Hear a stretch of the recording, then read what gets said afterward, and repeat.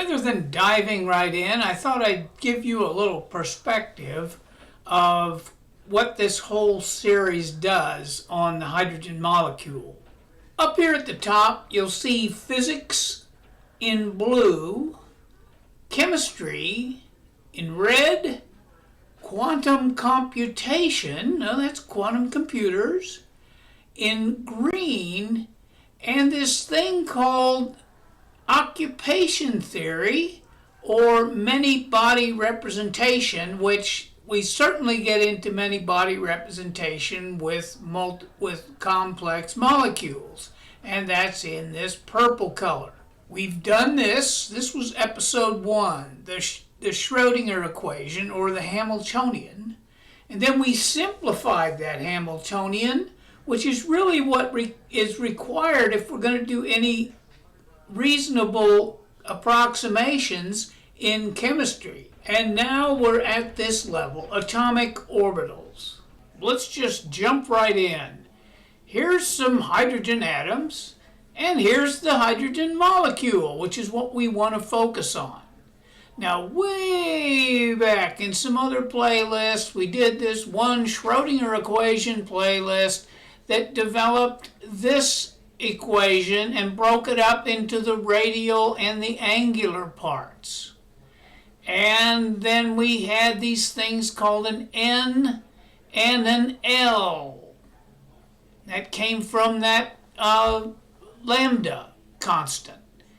And we had an L and an M that also came from the lambda constant, and this was for the angular momentum and the magnetic moment. How much do we need? How much do we really need of all this stuff? Well, as it turns out, the L and the M for the hydrogen is 0, 0. So this angular part, the spherical harmonics, which gets really involved, that's just a constant, and that goes away. And all we're really left with is this function. The wave function just depends on the radius, not the angle of theta and phi, but just a simple radial equation that defines how large this radius is. Just labeling this as a 1s orbital, and I'll say this is the A hydrogen atom, and this is the B hydrogen atom. Now I have this little phrase up here that says high kinetic energy. Well, high compared to what? Well, I'll tell you compared to what. Compared to the hydrogen molecule. This curvature is greater than this curvature. And if you have a high curvature, that's going to require a high kinetic energy for that wave equation.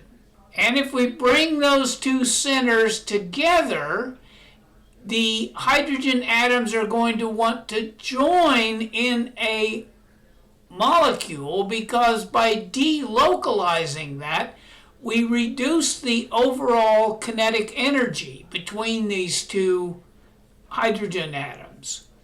And in some respects, we increase the electron density between the two, and that helps bond them together. That's constructive interference of the waves, or a peak. But the other thing also happens is we have destructive interference, which creates a node there, which then we get back to the high curvature.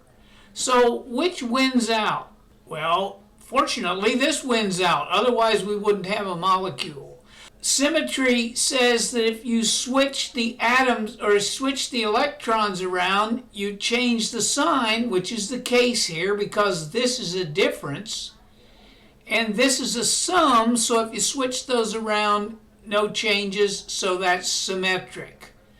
Now the 1 over square root of 2 comes from the fact that we have to normalize this whole thing. This G, sigma sub G, is a German word that stands for the symmetric meaning of this.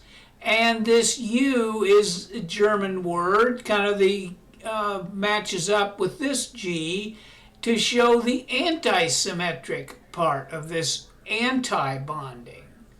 So fortunately, the bonding wins out as we bring these two together, and that's what keeps them together tightly because of that lower kinetic energy. You try to separate them, it increases energy, and nature wants to get to the lower energy values.